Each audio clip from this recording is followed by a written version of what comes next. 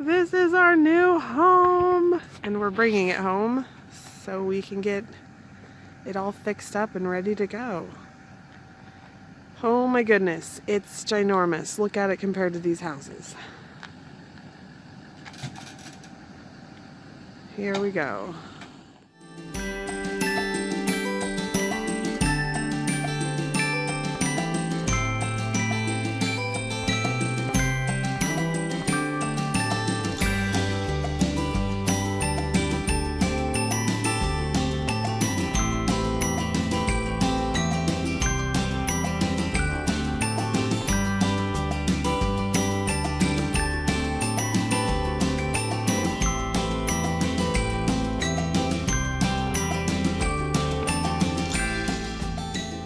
Hi, we're the Hawkins family. I'm Jeff. And I'm Candace. And we moved from this to this. To this. The reason why we decided to move was into a 42-foot fifth wheel. We had a 3,200 square foot home. It would have had 6 bedrooms in it once we finished the basement. And we lived on over half an acre of land, but we decided to move because we were so busy spending time out in the yard and in our house cleaning it or fixing the basement. We just really didn't have as much time for our kids. We have 5 kids, and it was just a lot of time that we felt like was wasted, and we wanted to spend more time with them. We're a little bit different than the other traveling families because my husband here, he is an ER nurse, and so he has to come back to the hospital. We do have to come back to work. But his schedule is so flexible that a lot of times he'll work 3 days in a row, 3 12-hour shifts, and then he'll end up with like 5, sometimes even 8 days off in a row. And so when he has those, we get up and we travel. And then he'll come back and he'll work for a little bit, for another 3 days. Sometimes he'll work 6 out of 7 days in a row, and then he'll get, 8 or 9 days off. And that usually happens once a month. So it really allows us the flexibility to travel, but still come back in. And we didn't want to not do this experience just because he has a stationary job. So we jumped and we just decided we were going to make it work, and that way we could still travel. We may not be able to go all over the country like some other families, but at least this will get us out and we can still travel around where we live. So we decided to do this in November after we saw another friend of ours that had started this lifestyle, and I kind of casually mentioned it to Jeff while we were laying in bed one night, and I was just like, hey, we should do this, and I was joking around, and Jeff just kind of said okay. And then about 2 weeks later we bought our rig. It was that quick, we jumped that fast, and then we started to get rid of things. But there was a lot of stressors in the in-between time. So from November of 2018 until April of 2019 when we sold our house, these are the things that happened. So I tore my ACL, so that decreased my mobility, so I wasn't able to really move around and do a lot. Candace was pregnant and then eventually had a baby, so we had pregnancy and then a small child after she gave birth. We had to work on getting rid of our stuff, all of our stuff, so that we could fit into a rig and then sell our home. Yeah, it was pretty stressful, and so when we finally moved in April of 2019, Liberty, who's our youngest, was only 7 weeks old when we had moved. And we didn't even list our house for sale until a week before she was due to be born. And so there was just a lot of stress, but we did it, and we managed to sell a lot of our things before we even put our house up for sale. And that was nice. That helped out a lot. So I was bullied in grade school, and because of that, I grew an attachment to belongings, to things. So I had a really difficult time getting rid of my things, getting rid of her things, getting rid of things in general. Another reason is because I don't want to have to replace them in the future. Money is a commodity that doesn't grow on trees. Yeah, he had a hard time with me even getting rid of my own stuff or the kids' stuff, not just his own stuff. It was like anything. And it caused a lot of stress, and sometimes I'd be like, what is wrong? Why are you upset? And he'd be like, this is really hard for me to get rid of all of these things. But he did it, and we got rid of everything we owned. For the most part. We did sell all of our furniture and things, so that's all gone. This is Jeff when we were living in the house trying to get rid of all of his things. We had done, for those of you who know who Marie Kondo is, we did that same setup for his clothes. It was quite hysterical. Okay, so we're getting ready to get rid of clothes for the RV, and this is all of Jeff's clothes. All of them. This is what he has to go through and literally leave him with just a week's worth of clothes. This is Autumn. Autumn, say hi. How do you feel, Jeff, looking at all your clothes for one person that you never wear? I think he's overwhelmed. And that's not a lot. That is true. It's a mountain taller than your daughter. Our first 2 weeks living in the RV, we didn't do any traveling because our kids were still finishing up dance and soccer, and we wanted to make sure they did that. We already homeschooled them, so that wasn't an issue, but we wanted them to finish their recreational activities, as well as Jeff was putting up the solar panels on the top, so we had to stay around here for about 6 or 7 weeks before we went on our first adventure. And the first 2 weeks, because we moved straight from the house and we brought it in, we just moved right in. We just threw boxes in literally the night before we had to get out of the house.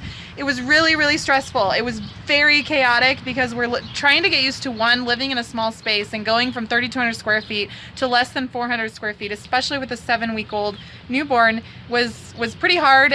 We were tripping over boxes left and right.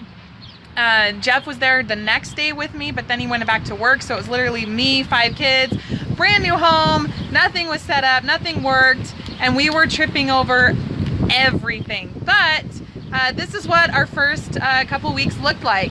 The day we closed on our house, and the night before, we just took everything we had that we were going to keep and just threw it into the RV. We didn't care where it was. We threw them on beds. We threw it on couches. We threw it on tables. Didn't matter. We just threw it in there. We didn't organize it. We didn't really have time to find a home for everything. So when we actually got into living and trying to live, well, we have a 7-week-old newborn and 4 other kids. And it was really hard. We were just tripping over everything because nothing had a home. Everything was just thrown everywhere. As you can see, this is an example about a week in actually of what it looked like. This was after I got all the dishes put away and at least our clothes put away, but this was a lot of the kids' toys and I didn't know where to put them or how to organize them, and this is what it looked like. Okay, so this is what we're trying to do tonight, is to figure out how I can start cooking, because I haven't been able to do any cooking at all because I haven't had a pantry, and the pantry I had, I didn't know what was in it, and everything was stacked onto my stove. So let me show you here what I've got. Okay, so I have these drawers. As you can see, this is my stove, and I have these drawers and these really insanely deep cabinets. And I need to be able to organize them so that I can actually use them to cook, so I can figure out what I'm in. So as you can see, the cabinets pull out and they get super deep. Hello. Yes, hello, Faith. So that's what I'm doing right now. As you can see, I've got stuff literally lined up all over the floor. It makes for a really interesting cooking space. This is Hawks Take Flight, by the way. Just wait. Anyway, and then we've got our little girl over there who broke her arm the other day. Yes. Is happily eating gummy bears on the couch. And there is Jacob and Emma eating their dinner, or rather messy dinner table. Or rather not. Hey Jeff, what are you doing? Oh, by the way, this is the I am fixing the door so my daughter doesn't fall out of it. Because How are we doing it? every time when she bangs, Every time when she what, Faith? every time when she bangs on it, it will push open. I know, she likes to go out there and yell at the cars right now. By the way. So how are we doing it? It's just like a latch. No, it doesn't. They both don't. Here's the problem is This goes right here and it locks the it. way that it works is Stop! No! Oh, look at I'm that. gonna have to drill a hole. I'm gonna have to drill a little bit of a speaking. hole into the door. Hello.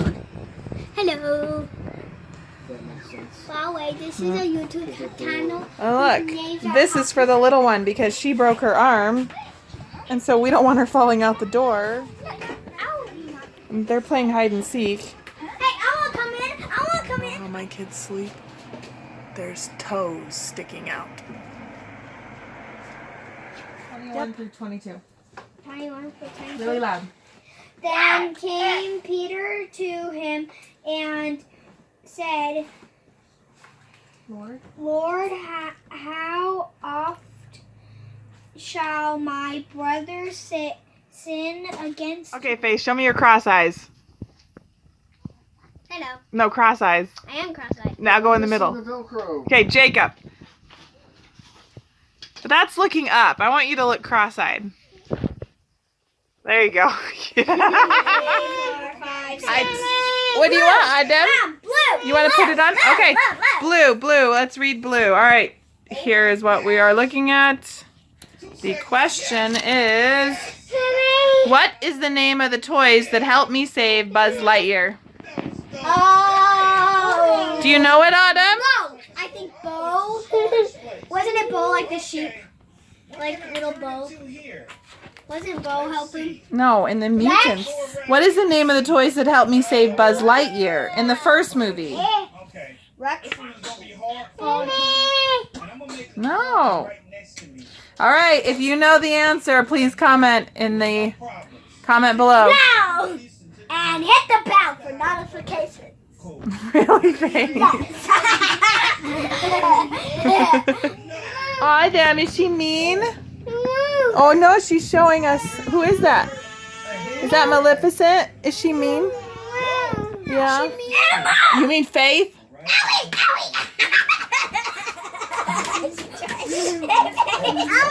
She bit the car.